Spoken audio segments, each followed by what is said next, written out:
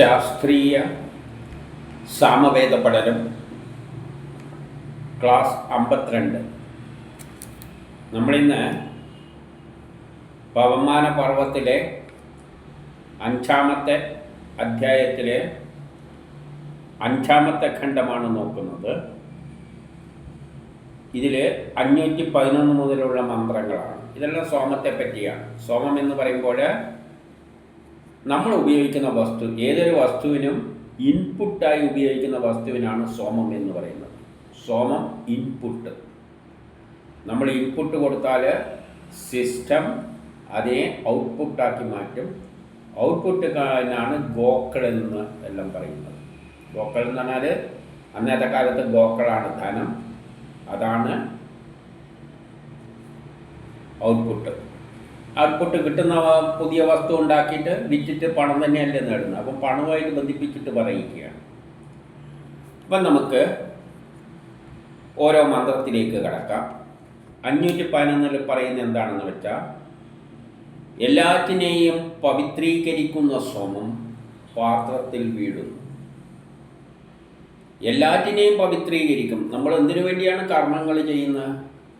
നമുക്ക് നമ്മളുടെ കാര്യങ്ങൾ സാധിപ്പിച്ചെടുക്കാൻ, ശുദ്ധമായ കാര്യങ്ങൾ സാധിപ്പിച്ചെടുക്കാൻ. അപ്പം ചോറ് നമ്മൾ വെക്കുന്ന എന്തിനാണ്? നമുക്ക് വിശപ്പുണ്ടെങ്കിൽ വിശപ്പ് പരിഹരിക്കാൻ നല്ല ശുദ്ധമായ ചോറ്. അപ്പം നമ്മളെ ശരീരം ഉന്മേഷമാകും. ഇതാണ് പവിത്രീകരിക്കുക എന്നതുകൊണ്ട് ഉദ്ദേശിക്കുന്നത്.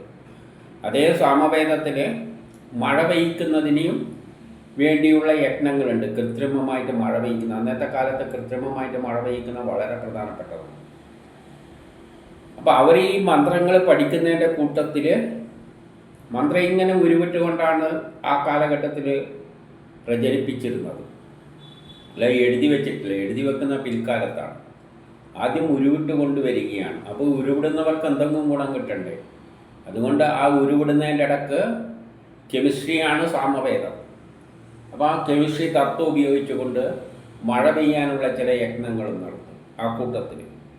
അപ്പോൾ ആ ഉരുവിടുന്നതിൻ്റെ ഇടക്ക് അവർക്ക് മഴയും ചെയ്യും. കാരണം കൃഷിയെ ആശ്രയിച്ചിട്ടാണ് അവരുടെ ജീവിത രീതിയെല്ലാം പോയിരുന്നത്. അപ്പം മഴ അത്യാവശ്യമാണ്. അപ്പം കൃത്രിമമായിട്ട് മഴയും പെയ്യും. അപ്പോൾ അതിനെക്കൊണ്ട് അവർക്ക് ഗുണവുമുണ്ട്. അപ്പം അന്തരീക്ഷം ശുദ്ധമാകും, മഴ പെയ്യും, മേഘങ്ങളെല്ലാം നീങ്ങും. അതുമെല്ലാം ഉദ്ദേശിച്ചാണ് ഈ പവിത്രീകരിക്കുക എന്ന പദം ഉപയോഗിച്ചിരിക്കുന്നത്. അത് സോമം എന്ത് ചെയ്യും? പാത്രത്തിൽ വീഴും. അപ്പം നമ്മൾ ആദ്യം എന്ത് ചെയ്യുന്ന വസ്തുവും ഇൻപുട്ടിനെ പാത്രത്തിലാണ് എടുക്കുക. അപ്പം പാല് കാച്ചണ്ടിക്ക് പാല് പാത്രത്തിൽ വീഴും. നമുക്ക് പാല് കറക്കുമ്പോൾ പാല് കറന്നിട്ട് പാത്രത്തിൽ വീഴും. അപ്പം ഏതിനാണോ എടുക്കുന്നത്, എവിടെയാണോ യജ്ഞം നടത്തുന്നത്, അതിനെല്ലാണ് പാത്രം എന്നതുകൊണ്ട് ഉദ്ദേശിക്കുന്നത്. അപ്പം നമ്മൾ ഏത് വസ്തുവാണ്, ഇപ്പം ചോറാണെങ്കിൽ, ചോറുണ്ടാക്കാനാണെങ്കിൽ സോമം എന്ന് പറയുന്നത് അരിയും വെള്ളവുമെല്ലാം. അതെല്ലാം പാത്രത്തിലാണ് വീഴുക. ചിലപ്പോൾ തേങ്ങാപ്പാൽ എടുക്കുകയാണെങ്കിൽ നമ്മൾ ഇടിച്ച് പിഴിഞ്ഞ് പാത്രത്തിൽ വീഴ്ത്തും. പാത്രത്തിൽ ഇപ്പം കൃത്രിമ മഴ പെയ്യുകയാണെങ്കിൽ നീരുകൾ പാത്രത്തിൽ വീഴും. അപ്പം പവിത്രീകരിക്കുന്ന സോമം പാത്രത്തിൽ വീഴുന്നു. യജ്ഞസ്ഥലത്ത് പ്രവേശിക്കുന്ന സോമം അത് പിന്നെ യജ്ഞസ്ഥലത്തേക്ക് ചിലപ്പോൾ അടുപ്പിലായിരിക്കും വെക്കുക, ഇല്ലെങ്കിൽ അഗ്നിയിലായി. മഴ പെയ്ക്കാനാണെങ്കിൽ അഗ്നികുണ്ഡത്തിലേക്ക് അർപ്പിക്കുകയാണ് ചെയ്യുക. ഈ ഉണ്ടാക്കിയ നീരിനെ പലതുമായിട്ട് മിക്സ് ചെയ്തിട്ട്. ഈ യജ്ഞസ്ഥലത്ത് പ്രവേശിക്കുന്ന സോമം ദേവന്മാർക്ക് സന്തോഷവും നമുക്ക് ധനവും നൽകുന്നു. ദേവന്മാർ എന്ന് പറഞ്ഞാൽ ഈ പ്രപഞ്ചത്തിലുള്ള എല്ലാ വസ്തുക്കളും ദേവതകളാണ്.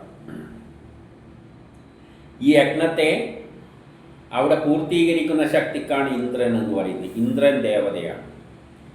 നമ്മളിപ്പോൾ ചോറ് വെക്കാൻ വെള്ളം കൊടുക്കുന്നുണ്ട്. ആർക്കാണ് കൊടുക്കുന്നത്? അരിക്കാണ് കൊടുക്കുന്നത്. അരിക്ക് വേണ്ടിയിട്ടാണ്, അരി പദമാക്കാൻ വേണ്ടിയാണ്. അപ്പോൾ അരി സ്വീകരിക്കുന്നു. അരി ദേവതയാണ്. അഗ്നി കൊടുക്കുന്ന ആർക്ക് വേണ്ടിയാണ്? അരിക്ക് വേണ്ടിയിട്ടാണ്. അരിയും അഗ്നി അരിക്ക് വേണ്ടിയാണ് കൊടുക്കുന്നത്. അരി എന്ത് ചെയ്യും? അഗ്നിയെയും വെള്ളത്തെയും ഉപയോഗിച്ച്, സോമങ്ങൾ ഉപയോഗിച്ചുകൊണ്ട് നല്ല പദമുള്ള ചോറായി മാറും. അതിലൂടെ നമുക്ക് ധനം നൽകും. അങ്ങനെ നമ്മൾ യജ്ഞം ചെയ്യുമ്പോൾ അതിലുള്ള വസ്തുക്കൾക്കാണ് ഇതെല്ലാം കൊടുക്കുന്നത്. അത് ഉപയോഗിച്ചുകൊണ്ട് പുതിയൊരു വസ്തുവാക്കിയിട്ട് മാറ്റും. നമ്മൾ കരിമ്പിൽ നിന്ന് നീരെടുക്കുമ്പോൾ ബലമാണ് അവിടെ പ്രയോഗിക്കുന്നത്. ഒരു മെഷീനിലിട്ട് കറക്കുകയാണ്. അപ്പോൾ ആ കൊടുക്കുന്ന ബലം ആരാണ് എടുക്കുന്നത്? ആ കരിമ്പെടുത്തിട്ട് കരിമ്പ് നമുക്ക് എന്ത് തരും? നീര് തരും. അപ്പം കരിമ്പ് ദേവതയാണ്, കിട്ടുന്ന നീരും ദേവതയാണ്. അപ്പം കരിമ്പിന് ദേവതക്കാണ് നമ്മൾ ഊർജം കൊടുക്കുന്നത്. അപ്പോൾ ആ ദേവത സന്തോഷത്തോടെ ആ ഊർജം എടുത്തിട്ട് ശക്തി ഉപയോഗിച്ചിട്ട് എടുത്തിട്ട് അതിൽ നിന്നും നീരിനെ മാറ്റിയിട്ട് കരിമ്പിൻ ജ്യൂസ് കിട്ടും. ഇനി 512 ഈ സ്വമം ദേവന്മാരുടെ ഹവിസാണ്. അപ്പം നമ്മൾ ആർക്കാണ് നമ്മളെല്ലാം കൊടുക്കുന്നത്? ദേവതകൾക്കാണ്. നമ്മളിപ്പോൾ അഗ്നി ദേവതയാണ്. ചോറുണ്ടാക്കാൻ ഈ അരിയും വെള്ളമെല്ലാം ആർക്കാണ് കൊടുക്കുന്നത്? അഗ്നിക്കാണ് കൊടുക്കുന്നത്. അതിൻ്റെ അകത്തൊരു ശക്തിയുണ്ട്, അതാണ് ഇന്ദ്രൻ. ഇന്ദ്രനാണ് നമ്മൾ കൊടുക്കുന്നത്. അല്ലെ പാത്രം ദേവതയാണ്, പാത്രത്തിനാണ് നമ്മൾ കൊടുക്കുന്നത്. അപ്പോൾ ഈ സോമം ദേവന്മാർക്ക് ഉള്ള ഹവിസാണ്. ആ സോമം ജലത്തിൽ സഞ്ചരിക്കുന്നു. പലപ്പോഴും പല യജ്ഞങ്ങളും സംഭവം നടക്കുമ്പോൾ നമ്മൾ വെള്ളത്തിലാണത് ചെയ്യുന്നത്. ഇപ്പം പാല് തന്നെയാണെങ്കിലും നമ്മൾ വെള്ളം ചേർത്തിട്ടാണ് നമ്മൾ കുടിക്കുന്നത്. കട്ടിപ്പും പാല് അധികം കുടിക്കാൻ പാടില്ല, വെള്ളം ചേർക്കണം. ചോറാക്കുണ്ടാക്കും വെള്ളത്തിലൂട്ടിയാണ് ചെയ്യുന്നത്. അപ്പം പലത്തിനും വെള്ളം ഉപയോഗിച്ചുകൊണ്ടാണ് പരിപാടി. ഇപ്പം ചെടികൾക്ക് വളമിട്ട് കൊടുത്തു കഴിഞ്ഞാൽ വെള്ളം ഒഴിക്കണം, വെള്ളത്തിലൂട്ടിയാണ് അത് സഞ്ചരിക്കുന്നത്. അപ്പം ഈ സോമം ജലത്തിൽ സഞ്ചരിക്കുന്നു. അധ്വരിക്കൽ ചതിച്ച് അതിനെ ജലത്തിൽ നനക്കുന്നു. അപ്പോൾ അധ്വരിക്കൽ എന്ന് പറഞ്ഞാൽ യജ്ഞെല്ലാം ചെയ്യുന്നവരെന്ത് ചെയ്യും?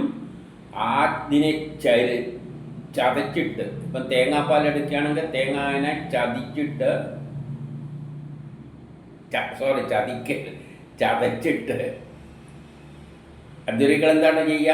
തേങ്ങയെ ചതച്ചിട്ട് ആ പിഴിഞ്ഞിട്ട് നീരെടുക്കും. അപ്പോൾ അധ്വരിക്കൽ ചതച്ചിട്ട് അതിലെ ജലത്തിൽ നനക്കുന്നു. അതിനെ എന്നിട്ട് എന്ത് ചെയ്യും? ജലവുമായി ചേർക്കും. നമ്മൾ തേങ്ങാപ്പാൽ പിഴിയുമ്പോഴും തേങ്ങന മിക്സിയിലിട്ട് അടിച്ചിട്ട് അല്ലെങ്കിൽ ചതച്ചിട്ട് അതിലെന്ത് ചേർക്കും? ആദ്യം ഒന്ന് വെറുതെ പിഴിയും, എന്നിട്ട് അതിൻ്റെ അകത്ത് വെള്ളവും ചേർത്തിട്ട് പിഴിയും. അങ്ങനെയല്ലേ ഒന്നാം പാല്, രണ്ടാം പാല്, മൂന്നാം പാല് എന്നെല്ലാം പറഞ്ഞെടുക്കുന്നത്. അപ്പം വെള്ളവും ചേർത്തിട്ട് പിഴിയാൻ ഏറ്റവും എളുപ്പം എങ്ങനെയാണ്? വെള്ളവും ചേർത്തിട്ട്. അതുകൊണ്ട് കൊപ്ര പിഴിഞ്ഞെടുക്കുമ്പോൾ വെള്ളമൊന്നും ചേർക്കുന്നില്ല. അപ്പോൾ വെള്ളം ചേർക്കുക എന്ന് പറഞ്ഞാൽ പൊതുവെ പിഴിഞ്ഞെടുക്കുമ്പോൾ വെള്ളം ചേർക്കും. അത് മനുഷ്യർക്ക് സന്തോഷം നൽകുന്നു. അപ്പോഴാണ് മനുഷ്യർക്ക് അവർ ഉദ്ദേശിച്ച തരത്തിൽ അത് മാറി കിട്ടുന്നത്. ഇനി 513 ഇടിച്ചു പിഴിഞ്ഞ സോമം രക്ഷ നൽകുന്ന വിധം കലശത്തിലെത്തും. ഇടിച്ചു പിഴിഞ്ഞ സോമമാണ് നമുക്ക് രക്ഷയേകുന്ന തരത്തിൽ കിട്ടുന്നത്. ഇപ്പം മഴ പെയ്യണ്ടിക്കൽ ആ ചെടികളെ നീര് ഇടിച്ച് പിഴിഞ്ഞിട്ട് എടുത്താൽ മാത്രമേ ആ നീരിനെയാണ് അഗ്നി ലോപിച്ചിട്ട് ആകാശത്തേക്ക് വിടുന്നത്. അപ്പം ഇടിച്ചു പിഴിയുമ്പോഴാണ് നമുക്ക് രക്ഷ നൽകുന്നത്. നമ്മളെ രക്ഷ നൽകുന്ന അവസ്ഥയിലേക്ക് അത് മാറുന്നത് ഇടിച്ചു പിഴിഞ്ഞിട്ടാണ്. അല്ലാതെ അതേപോലെയല്ല. അല്ല പുല്ലെടുത്തിട്ട് അടുപ്പിലിട്ട് കഴിഞ്ഞാൽ മഴ പെയ്യില്ല. അങ്ങനെ പുല്ല് പറമ്പത്ത് എല്ലാം ഈ മഴ പെയ്യാൻ സഹായകരമായ പുല്ലുകളെല്ലാം പറമ്പത്തുണ്ട്.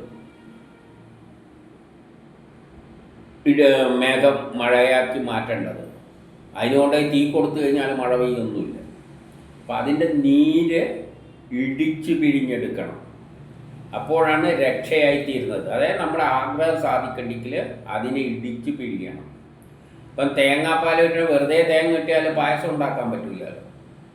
തേങ്ങേൻ്റെ അകത്ത് തേങ്ങാപ്പാലുണ്ട്, പായസം ഉണ്ടാക്കാൻ പറ്റില്ല. അതിന് ഇടിച്ച് പിഴിഞ്ഞെടുത്തേ പറ്റൂ. അപ്പോഴാണ് രക്ഷയേകുന്നത്. അപ്പം നമ്മൾ ആവശ്യത്തിനുള്ള തരത്തിൽ അത് ആക്ട് ചെയ്യും. അത് എല്ലാവിധവും ജ്വലിക്കുന്ന രൂപം. ജ്വലിക്കുക എന്ന് പറഞ്ഞാൽ ആക്റ്റീവാണ്. ഇടിച്ചു പിഴിഞ്ഞത് വളരെ ആക്റ്റീവാണ്. അതുകൊണ്ടാണ് മരുന്നുകളെല്ലാം വെറുതെ തിന്നുന്ന പുല്ലെല്ലാം എടുത്തിട്ട് ചെടികളെടുത്തിട്ട് ചവച്ച് തിന്നാൻ പറയുകയല്ല ചെയ്യുന്നത്.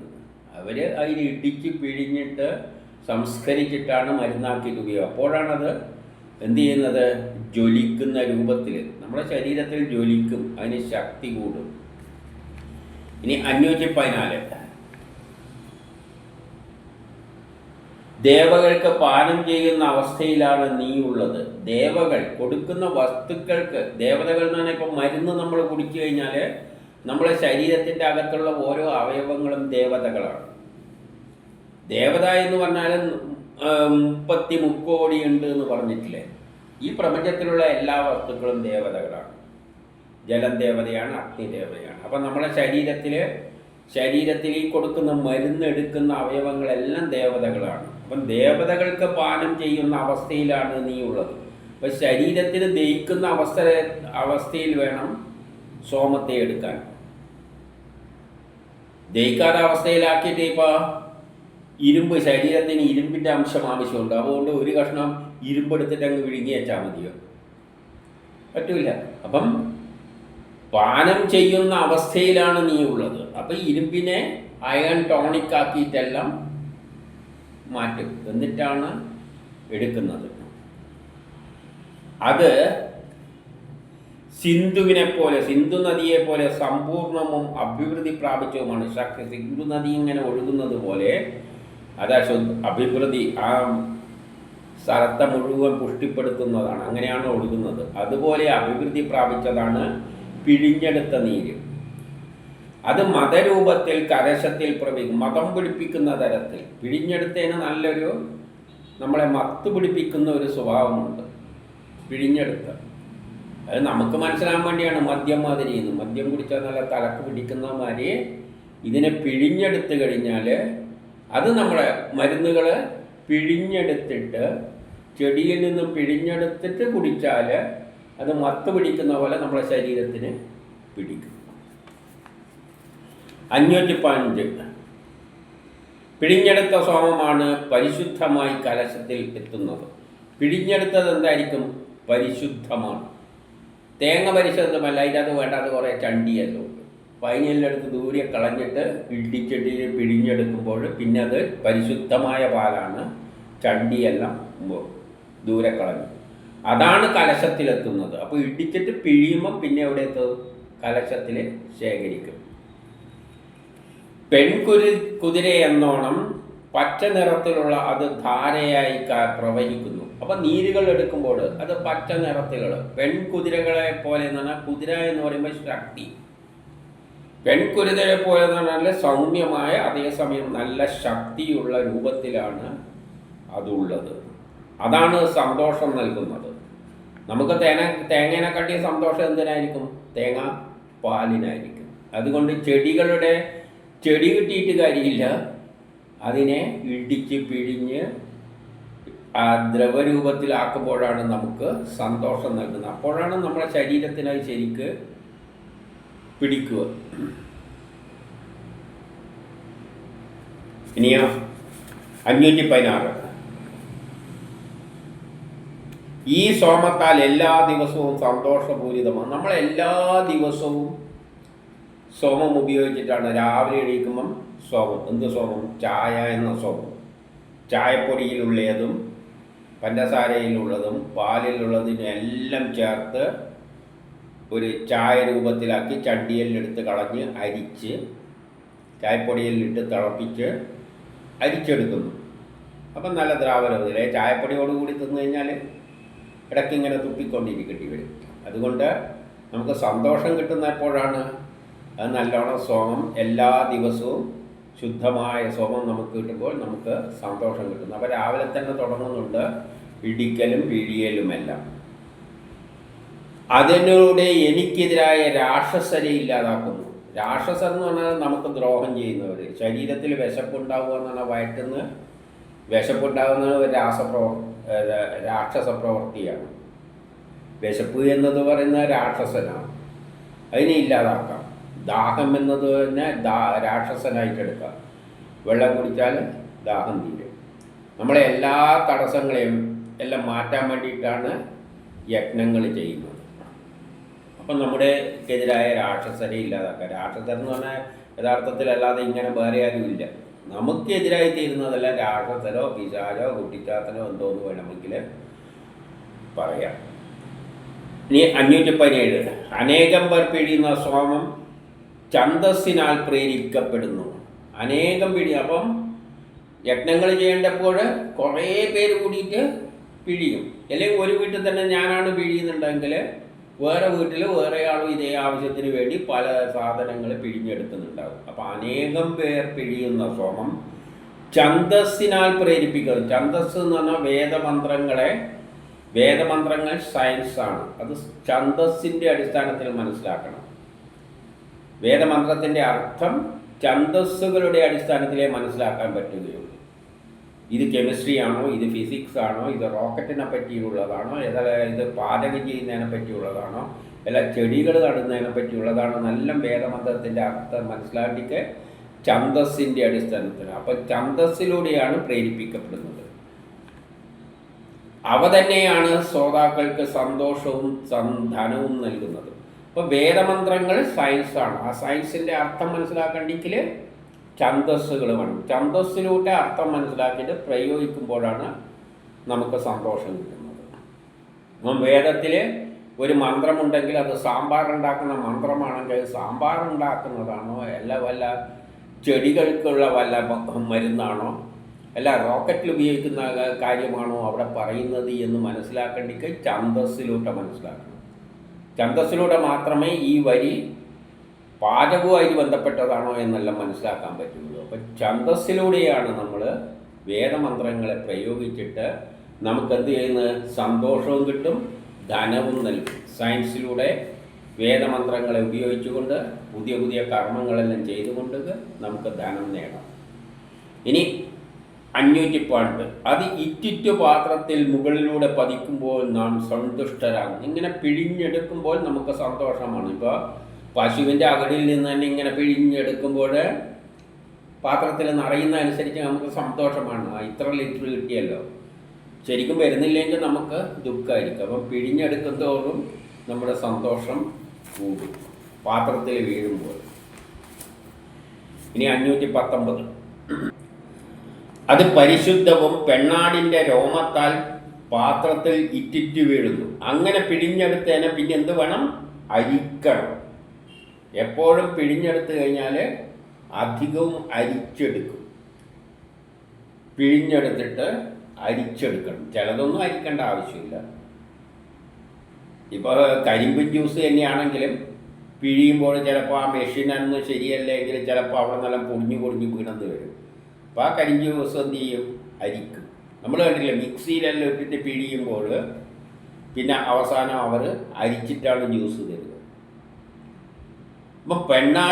അപ്പോൾ അവർ പറയാണ് പെണ്ണാടിൻ്റെ രോമം കൊണ്ടാണ് പാത്രത്തിൽ ഇറ്റിറ്റ് വീഴുന്നത്. അപ്പോൾ എപ്പോഴും ഇടിച്ചതിൻ്റെ ശേഷം എന്ത് വസ്തു ഉണ്ടാക്കും അതിനെ പരിശുദ്ധമായി എടുക്കണം. ഏറ്റവും പരിശുദ്ധമായത് പിഴിഞ്ഞെടുക്കുന്നത് തന്നെയാണ്. അങ്ങനെ ഇടിച്ച് പിഴിയുന്നതിനാണ്. പിഴിഞ്ഞിട്ട് പിന്നെന്ത് വേണം, പാത്രത്തിൽ അരിച്ചെടുക്കണം. അരിച്ചെടുക്കാൻ ഇന്ന് വേറെ സാധനങ്ങളുണ്ട്. അന്ന് പറയുന്നത് ഉദാഹരണം പറയുകയാണ്, പെണ്ണാടിൻ്റെ രോമത്തിലൂടെ അരിച്ചെടുക്കുക. അങ്ങനെയാണ് അത് പാത്രത്തിൽ ഇറ്റിറ്റ് വീഴുന്നത്. അത് പിതാക്കന്മാരുടെ ബുദ്ധിയെ പ്രകാശിപ്പിച്ചു. പണ്ടുള്ള പുരാതന കാലത്ത് ബുദ്ധി ഉപയോഗിച്ചിട്ട് അവർ ആട്ടിൻ രോമത്തിലൂടെ പിഴിഞ്ഞെടുക്കുന്നു. ഇങ്ങനെ പിഴിഞ്ഞെടുക്കുന്നതിന് വേറൊരു പ്രത്യേകതയും കൂടിയുണ്ട്. കൃത്രിമ മഴ പെയ്യിപ്പിക്കുമ്പോൾ ഇങ്ങനെ തന്നെ പിഴിഞ്ഞെടുക്കണം. തുണിയിലൂടെ പിഴിഞ്ഞാൽ പോരാ. ആട്ടിൻ രോമത്തിലൂടെ പിഴിഞ്ഞെടുക്കുമ്പോൾ അവിടെ അതിന് അയനൈസേഷൻ സംഭവിക്കും. കെമിസ്ട്രി പഠിച്ചവർക്കറിയാം, അയനൈസ് ചെയ്യും. ആ വസ്തു ചാർജുള്ള കണങ്ങളായിട്ട് മാറ്റും. അത് അങ്ങനെ തന്നെ ചെയ്യണം. ഉദാഹരണമായിട്ട് അയണൈസ് രൂപത്തിലാണ് വളരെ ആക്റ്റീവായിട്ടുള്ളത്. അതുകൊണ്ടാണ് അതും അയനൈസ് ചെയ്ത് വേറെ ആയിട്ട് നിൽക്കണ്ടെങ്കിൽ അതിനുപയോഗിച്ച മീഡിയം ഉപയോഗിച്ചിട്ട് അയനൈസ് ചെയ്യണം. അതുകൊണ്ടാണ് പണ്ട് കാലത്ത് ആയുർവേദ മരുന്നുകൾ ഇപ്പം ഗർഭിണിയുടെ മുലപ്പാലിൽ പിഴിയണം എന്നെല്ലാം പറയുമ്പോൾ എന്താ പശുവും പാൽ പിഴിഞ്ഞാൽ പോരെ, വെള്ളത്തിൽ പിഴിഞ്ഞാൽ പോരെ എന്നെല്ലാം നമുക്ക് തോന്നും. അതല്ല, ഓരോ വസ്തുവും അയനൈസായിട്ട് വേർപെട്ട് നിൽക്കണ്ടെങ്കിൽ അതിന് പറ്റിയ ദ്രാവകങ്ങൾ ഉണ്ട്. ആ മീഡിയത്തിൽ പിഴിയണം. ആ മീഡിയത്തിൽ പിഴിഞ്ഞാലേ ഇത് അയനൈസ് ആയിട്ട് നിൽക്കുകയുള്ളൂ. അയനൈസ് ആയിരിക്കുന്ന വസ്തുക്കൾ മെഡിസിൻ വളരെ ആക്റ്റീവാണ്. അതുകൊണ്ടാണ് ഗ്യാസിനെല്ലാം ഇങ്ങനെ അരച്ചിട്ടാണ് കൊടുക്കുക. അരക്കുമ്പോൾ അയനൈസായാണ് ചെയ്യുന്നത്. അല്ല കെമിസ്ട്രി ആയിട്ട് ഇന്ന് അതൊന്നും അർത്ഥം മനസ്സിലാക്കാതെ ഇപ്പം മുഴപ്പാൽ കൊടുക്കുന്ന പരിപാടിയിൽ എല്ലാം പൊടി ഗുളിക രൂപത്തിൽ ക്യാപ്സ്യൂളാണ്. അതിന് എഫക്റ്റ് കുറവാണ്. അയനൈസ് ആകുമ്പോഴുള്ള എഫക്റ്റ് അല്ല പൊടിച്ച് കിട്ടുന്നത്. പൊടിച്ചിട്ട് അയനൈസ് ചെയ്യുമ്പോൾ അതിൻ്റേതായ ലിക്വിഡിൽ, അത് തേനാകാം, മുലപ്പാലാകാം, ഇങ്ങനെ പലതിലും ചെയ്താലേ അതിൻ്റെ ഗുണം കിട്ടുകയുള്ളൂ. പക്ഷേ അവർക്കതൊന്നും മനസ്സിലായിട്ടില്ല. ചികിത്സിക്കുന്നവർക്കും കുറച്ച് കെമിസ്ട്രി എല്ലാം പഠിച്ച് ചിന്തിച്ചാൽ ഇതെന്തുകൊണ്ടാണ് ഇങ്ങനെ ചെയ്യാൻ പറ്റുന്നത്, എൻ്റെ ഗവേഷണത്തിലൂടെ നോക്കണം. അപ്പോൾ അത് അയനൈസ് ആകും. അങ്ങനെ വേറെ അയനുകൾ കൂടിച്ചേർന്ന് കളിയും, പഴയ അവസ്ഥയിലെത്തിപ്പോവും. അവനെ വേർപെടുത്തണം. ആ വേർപെടുത്താനാണ് പ്രത്യേക ലിക്വിഡ്. അധികത്തിലേക്ക് കടക്കുന്നില്ല. അവരുടെ അതേപോലെ തന്നെ നമ്മളും ഇന്ന് നിന്നെ ആശ്രയിക്കുകയാണ് എന്ന് പറയുകയാണ്. ഇനി 520 ഈ പിഴിഞ്ഞെടുത്ത സോമം ഇന്ദ്രനായി മരുത്തുക്കളോടുകൂടി കലശത്തിൽ പതിക്കുന്നു. ഈ ഇങ്ങനെ പിഴിഞ്ഞെടുത്ത നീരുകൾ, ഇത് കൃത്രിമ മഴ പെയ്യുന്നതിനെ പറ്റിയാണ് ഇവിടെ. ഇതെല്ലായിടത്തും പ്രാക്ടിക്കബിൾ ആണെങ്കിലും അവർ ഈ കെമിസ്ട്രി പഠിപ്പിക്കുമ്പോൾ അത് പ്രായോഗികമായിട്ട് ഇതെല്ലാം പിഴിഞ്ഞെടുത്തിട്ട് ഇങ്ങനെ ഒഴിക്കും, അഗ്നികുണ്ഡത്തിലേക്ക് ഒഴിക്കും. അപ്പോൾ അതിൻ്റെ അനുസരിച്ച് അവർക്ക് മഴ പെയ്ത് കിട്ടും. അപ്പോൾ പഠിക്കുകയും ചെയ്യും, മഴയും പെയ്യും. അവർക്കൊരു ഗുണമുണ്ട്. മറ്റുള്ള ഋഗ്വേദം യജുർവേദം വെറുതെ ഇങ്ങനെ ഉരുവിടാനേ പറ്റുള്ളൂ. അതിനെക്കൊണ്ട് ഉരുവിടുന്നവർക്ക് ഒരു ഗുണവുമില്ല. രാവിലെ എഴുന്നേറ്റ് ഇങ്ങനെ ഉരുവിടും. പക്ഷേ സാമവേദത്തിൻ്റെ ഗുണം എന്താണെന്ന് വെച്ചാൽ അവരിങ്ങനെ ഉരുവിടുമ്പോൾ ഓരോന്ന് ചെയ്തുകൊണ്ടിരിക്കും. അതുകൊണ്ട് മഴയുണ്ടാകും, നാടിന് അഭിവൃദ്ധി ഉണ്ടാകും. അപ്പോൾ പിഴിഞ്ഞെടുത്ത സോമം ഇന്ദ്രനാണ് മഴ പെയ്യിക്കുന്ന ശക്തി. അവിടെ മേഘങ്ങളെ യോജിപ്പിക്കുന്നു. ആകാശത്തിൽ മേഘങ്ങൾ ചാർജുള്ള കണങ്ങളായിട്ട് മാറി നിൽക്കുകയാണ്.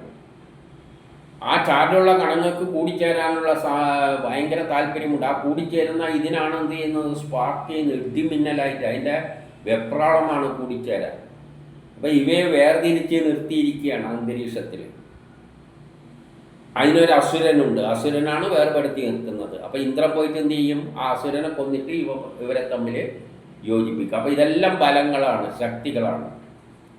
അപ്പം ഈ നമ്മൾ ഭൂമിയിലൂടെ യാഗം നടത്തിയിട്ട് ഇതിൽ നിന്ന് പോകുന്ന വസ്തുക്കൾ അവിടെ മേഘങ്ങളെ കൂടിച്ചേരാൻ സഹായിക്കും. കാരണം ഇതും അയനൈസ്ഡാണ്. അയനൈസ്ഡ് ആകുമ്പോൾ നമുക്കറിയാം വെള്ളത്തിലോട്ട് കറണ്ട് പോകില്ല. കുറച്ച് ഉപ്പിട്ട് കൊടുത്തു കഴിഞ്ഞാൽ അയനൈസ് ചെയ്യുന്ന വസ്തുവാണ് ഉപ്പ്. ഉപ്പിട്ട് കഴിഞ്ഞാൽ വെള്ളത്തിലോട്ട് കറണ്ട് പോകും. ഇതെല്ലാം കെമിസ്ട്രി പഠിച്ചവർ, ഫിസിക്സ് പഠിച്ചവർക്കറിയാം. അപ്പം അയനൈസ്ഡ് ആകുമ്പോൾ ഈ മേഘങ്ങൾ, ചാർജുള്ള മേഘങ്ങൾ വേറിട്ട് നിൽക്കുന്നതിനെ കൂടാൻ സഹായിക്കും. അതാണ് ഈ സാധനം അഗ്നിയിലിട്ടിട്ട് അങ്ങേക്ക് അയക്കുന്നത്. അപ്പോൾ അവിടെ വെച്ച് ഇന്ദ്രൻ എന്ത് ചെയ്യും, എളുപ്പത്തിൽ ഇവർ തമ്മിൽ യോജിപ്പിച്ചിട്ട് മഴ പെയ്ക്കും. അപ്പോൾ എന്ത് വേണം, ഇന്ദ്രനായിക്കൊണ്ടാണ് അവിടെ ഇത് പിഴിഞ്ഞെടുത്തിട്ട് കൊടുക്കുന്നത്. പക്ഷേ മരുത്തുക്കളോടുകൂടി കലശത്തിൽ പതിക്കുന്നു. അപ്പോൾ ഇത് ചെയ്യുന്ന എപ്പോഴാണ്, മരുത്തുക്കൾ മഴ പെയ്യാൻ സഹായിക്കുന്നതാണ്. അപ്പോൾ ആ സീസൺസിൽ അനുകൂലമായ സമയം വേണം ഇത് ചെയ്യാൻ. അല്ലാതെ കാലം അനുകൂലമല്ലാത്ത സമയത്ത് കൊണ്ടായിട്ട് മഴ പെയ്യിപ്പിക്കാൻ ഇത് ചെയ്തു കഴിഞ്ഞാൽ പെയ്യാൻ പോകുന്നില്ല. അപ്പം അനുകൂലമായ സമയം അത് മരുത്തുക്കളെ ആശ്രയിച്ചിരിക്കുകയാണ്. ആ മരുത്തുക്കളുടെ ഇതും നോക്കിക്കൊണ്ട് വേണം നമ്മൾ ഈ യജ്ഞം പിഴിയൽ തുടങ്ങാൻ. നേരത്തെ പറഞ്ഞിട്ടുണ്ട്, മഴ പെയ്യിക്കുന്നതിൻ്റെ പിന്നിലുള്ള ഒരു പ്രേരക ശക്തിയാണ് മരുത്തുക്കൾ. പ്രപഞ്ചം എന്ന് പറഞ്ഞാൽ 49 മരുത്തുക്കൾ കൂടിയതാണ്. ഈ 7 മരുത്തുക്കൾ കൂടിയതിനാണ് ഒരു ലോകം എന്ന് പറയുന്നത്. അങ്ങനെ 49 മരുത്തുക്കൾ എന്ന് പറഞ്ഞാൽ 7 ലോകം. അതിൻ്റെ ഘടനയെല്ലാം പണ്ട് പറഞ്ഞു കഴിഞ്ഞു. കലശത്തിൽ പതിക്കും. അതിനുശേഷമാണ് ആടിൻ്റെ തോൾ കൊണ്ടുള്ള പാത്രത്തിൽ പതിക്കുന്നത്. അപ്പം പിഴിയും. മഴ പെയ്യിക്കാൻ വേണ്ടിയിട്ട് ഇതിനെ ഇടിച്ച് പിഴിഞ്ഞെടുത്തിട്ട് ആട്ടിൻ്റെ രോമത്തിലൂടെ ഇട്ടിട്ട് വീഴുമ്പോൾ അവ ചാർജുള്ളതായിട്ട് സെപ്പറേറ്റ് ചെയ്യും. ഇങ്ങനെ ശുദ്ധമാക്കുന്നത് ഋത്തിക്കുകളാണ്. ആ ഋത്തിക്കുകൾ എന്ന് പറഞ്ഞാൽ ഇത് ചെയ്യുന്ന സയൻസ് അറിയുന്ന വ്യക്തികളെ, വേദങ്ങളെല്ലാം അറിയുന്ന വ്യക്തികളെയാണ് ഋത്തിക്കുകൾ എന്ന് പറയുന്നത്. ഇനി 521 വനത്തിൽ നിന്ന് സംഭരിച്ച്, അപ്പോൾ പോയി വനത്തിൽ നിന്ന് ഇതിന് വേണ്ട ചെടികൾ, അതിന് പറ്റിയ ചെടികൾ സംഭരിച്ച് കല്ലുകളാൽ പിഴിഞ്ഞിട്ട്, കല്ലെടുത്ത് പിഴിഞ്ഞിട്ട്, ഇടിച്ച് പിഴിഞ്ഞിട്ട് യാഗശാലയിലെത്തുമ്പോൾ എവിടെ വെച്ചാണോ ഇതിനെ അഗ്നിയിൽ അർപ്പിച്ചിട്ട് മുകളിലേക്ക് ആകാശത്തിലേക്ക് കൊണ്ടുപോകുന്നത്, അവിടെ എത്തുമ്പോൾ എല്ലാം പവിത്രീകരിക്കുന്നു. എല്ലാം പവിത്ര രൂപത്തിലാണെങ്കിൽ, ശുദ്ധമായ രൂപത്തിലാണ് ചെയ്തെങ്കിൽ അന്തരീക്ഷത്തെ പവിത്രീകരിക്കും. അവിടെയുള്ള മേഘങ്ങളെ മുഴുവൻ യോജിപ്പിച്ചിട്ട് മഴയായിട്ട് ഇങ്ങോട്ടേക്ക് പെയ്യ്ക്കുകയും ചെയ്യും.